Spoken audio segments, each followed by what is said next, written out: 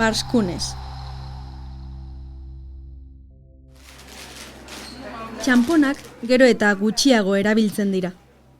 Txartelarekin ordaintzen dugu orain, ez duzu uste? Batzuek txartelik ere ez dute jada erabiltzen, eta telefonoarekin ordaintzen dute zuzenean. Zer nolako aldaketa ez da? Nik behintzat txanpon gutxi dauzkat zorroan. Hala ere, metal txiki eta borobilaiei aitortu behar diegu behintzat, sortu zirenean, gure ekonomia eta historia goitik behera aldatu zituztela. Gizarte batean txanponak ekoizten hasiko bagara, jendearen sinesmen ahalmenarekin kontatu beharra dago. Moneta deritzon sinbolo horretan sinestea erraztuko duten baldintza batzuk eman behar dira aldez aurretik. Hasteko, txanponen erabilera nolabait, konfiantzan oinarritzen da. Zuk metal zati bat erabili behar baduzu erosteko edo ordaintzeko, konfiantza izan behar duzu, behin txanpon bat jaso eta gero, besteren batekin ere zentzu berean erabili ahal izango duzula. Gutxienez, ekoizpen horren ardura hartuko duen eta bermatuko duen agintaritza batek ere egon behar du.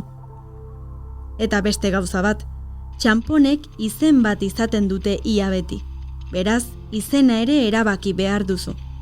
Aukeratu dezakezu txanpongileen liderraren izena, edo txanpon hori ordezkatzen duen hiriarena, edo taldearena, edo herrialdearena.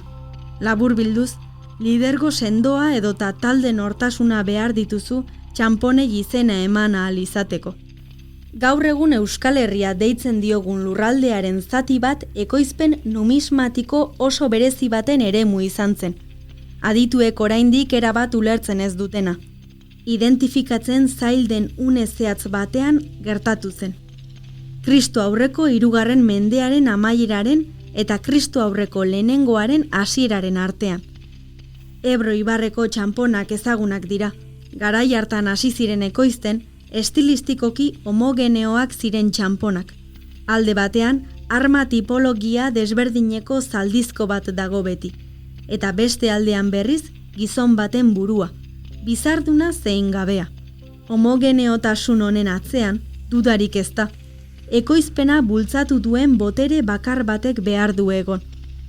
Eta gure lurraldean, zehazki garai hartan, erromatar armadak agertzen hasi zirenez, logikoena da pentsatzea txanpon guzti haiek erromatarren etorrerarekin daudela lotuta. Hain zuzen, garai hartan, hainbat gatazka armatu jaso ziren Iberiar penintsulan. Hala nola Zeltiberiar gerrak, Sertorioren gerra eta abar. Are gehiago, konkista lanetan zebiltzan general erromatarrak euren arteko gerretarako tokian tokiko soldaduak hasi ziren errekrutatzen. Agian, txanpon horiek inguruan errekrutaturiko merezimenduzko tropak ordaintzeko erabili ziren. Baliteke. Kontua da txanpona zirkulatzen hasi zela, eta apurka-apurka xehetasunez betetzen. Txanponak nahiko homogeneoak izan arren, ekoizpenak tokikoak ziren, eta bakoitzak bere marka jarri nahi. Gutxi gora bera, gaur egun euroekin gertatzen den bezala. Naiz eta berdinak izan, estatu bakoitzak bere marka jarri nahi du, eta estatu batentzat ikonikoa den hori jartzen dute euro txanponetan. Irlandarrek arpa aukeratu zuten. Austriarrek Mozarten bisaia, Kroaziarrek lepa horia, Espainiarrek Felipe VI erregea, Greziarrek ontza.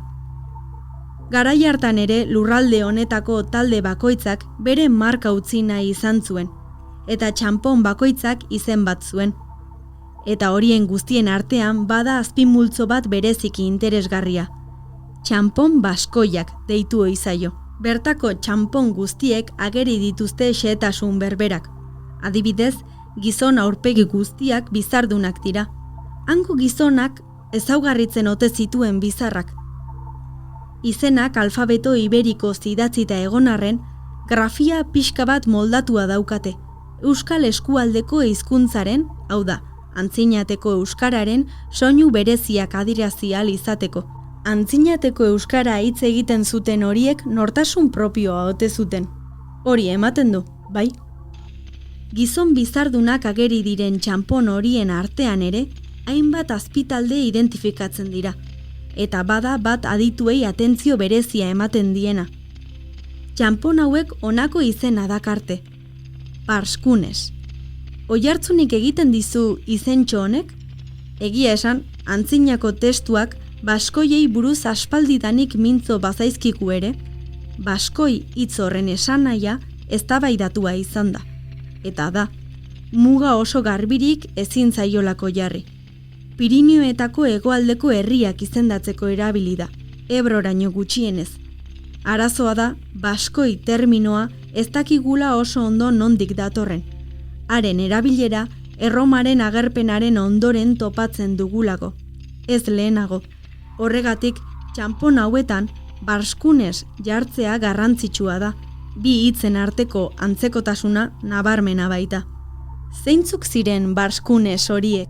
Non bizi ziren? Non ekoizten zituzten txanpon horiek? Hainbat leku proposatu dira. Adibidez, gaur egungo Bianako La Custodia aztarnategian agerturiko iriska. Baina ezer ez da segurua. Hau baino ez dakigu, nahiko ziur. Erromatarren garaian bazirela hainbat gizatalde izen batekin identifikatu zirenak, eta haien arteko talde baten izena barskun zela. Eta gero, txanpon haiek ekonomia trukean erabili zirela. Are gehiago, Euskal Lurretan metal borobil horiek ikusi eta erabili ziren lehenengo aldiaren aurrean gara. Ara, eta zilarrezko zati borobil hori zer da? Ba, oso gauza baliotsua da. Bai, nolatan ba? Begira, hemen gure marka dauka, gure izena darama. Arraioa, hemen gure izena jartzen aldu. Bai, ezta? Honekin gauzak eros ditzakezu. Erosi? Lehenengo aldia zen, eta beraiek ez zuten jakingo, baina elkarrizketa horrek gure historia aldatu zuen.